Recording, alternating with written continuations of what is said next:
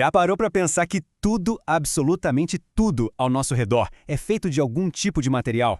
Do celular na sua mão até o prédio onde você mora. Tudo mesmo.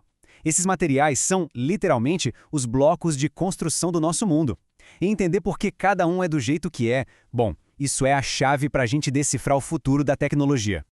Eu sou o Lucas, mestre em ciência dos materiais, e hoje a gente vai explicar sobre as classes de materiais e suas características. Vamos juntos descobrir por que alguns materiais são fortes, outros são flexíveis e como essa ciência toda é que define o progresso da humanidade. Olha só o nosso roteiro de hoje. A gente começa com o básico, depois explora as grandes famílias de materiais, mergulha nos compósitos, dá uma espiada no futuro com os nanomateriais e, no final, a gente conversa sobre o impacto de tudo isso. Vamos nessa. Ok, vamos começar do começo. Antes de mais nada, o que exatamente é um material do ponto de vista da ciência? É aí que entra a ciência dos materiais. Pensa nela como a área que estuda a receita de tudo que existe. Ela não só investiga do que as coisas são feitas, mas principalmente busca entender como a gente pode mexer nessas receitas para criar tudo que a gente usa, só que de um jeito mais inteligente e eficiente. Essa tabela aqui é um mapa excelente das grandes famílias. É fascinante ver como as propriedades mudam completamente de uma classe para outra. Os metais, por exemplo, são ótimos para conduzir eletricidade. Já os polímeros e as cerâmicas são o oposto, são isolantes. E as cerâmicas aguentam um calor absurdo. São essas diferenças que decidem se o material vai virar parte de um avião ou o cabo de uma panela. Agora, vamos focar em dois gigantes que a gente encontra em todo lugar: os metais e os polímeros.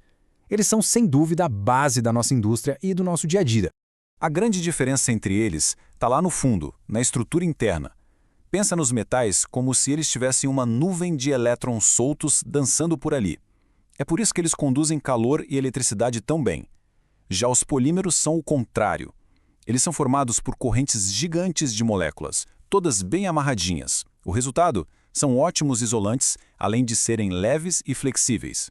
Essa combinação de ser super resistente e ao mesmo tempo poder ser moldado, o que a gente chama de ductilidade, que faz dos metais a escolha perfeita para estruturas, como o aço nas construções, ou para fiação, como o cobre.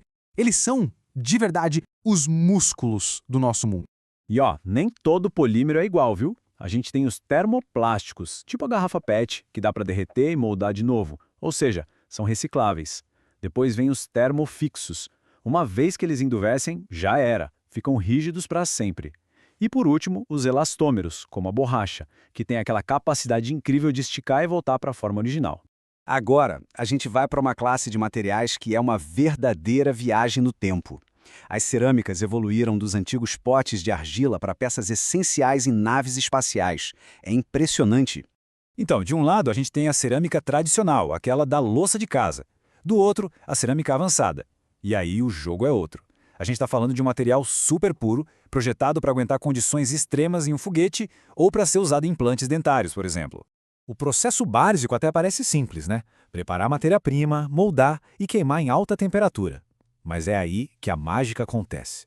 Nas cerâmicas avançadas, cada um desses passos é controlado com uma precisão absurda, quase atômica, para garantir propriedades que parecem impossíveis.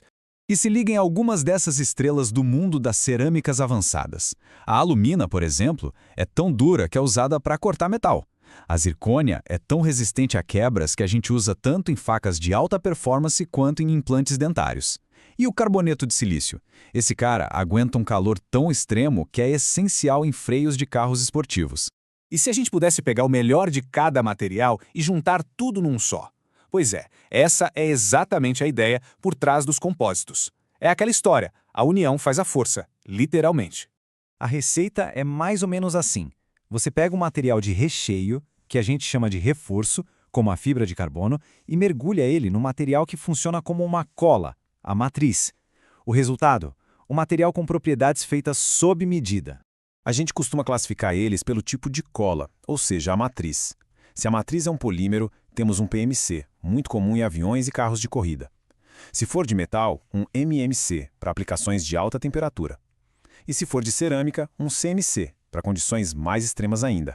Essa imagem de microscópio mostra direitinho como funciona. Tá vendo essas fibras azuis? Elas são o músculo do material, dão a força toda. Enquanto isso, a matriz amarela funciona como a cola, mantendo tudo unido, protegendo as fibras e distribuindo o esforço por todo o material.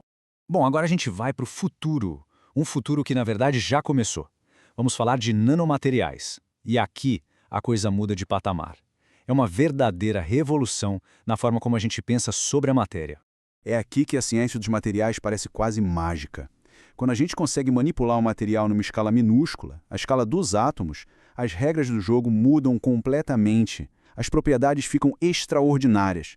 O material pode se tornar incrivelmente mais forte, mais reativo, coisas que a gente nem imaginava serem possíveis. E as aplicações disso parecem coisa de filme de ficção científica. Na medicina, já se fala em nanopartículas que entregam remédios direto nas células doentes. Em energia, supercapacitores que carregam em segundos. E até no meio ambiente, com nanomateriais que conseguem limpar poluentes da água com uma eficiência nunca vista antes. Para a gente fechar, vamos pensar um pouco no quadro geral. Qual é o impacto de toda essa ciência dos materiais na nossa sociedade e no nosso planeta? A verdade é uma só. A tecnologia não avança sem novos materiais. Ponto. Aviões mais econômicos, computadores mais rápidos, painéis solares mais eficientes, por trás de cada um desses saltos tecnológicos tem uma inovação em materiais. Mas é claro que toda essa inovação traz uma responsabilidade ambiental gigante. O grande desafio agora é como produzir e descartar tudo isso de forma sustentável.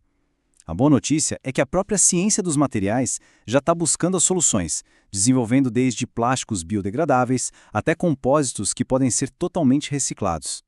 E para terminar, fica uma provocação. A próxima grande revolução da humanidade, muito provavelmente, não vai ser um novo aplicativo ou um software. Vai ser um novo material. A pergunta que fica no ar é: que material será esse?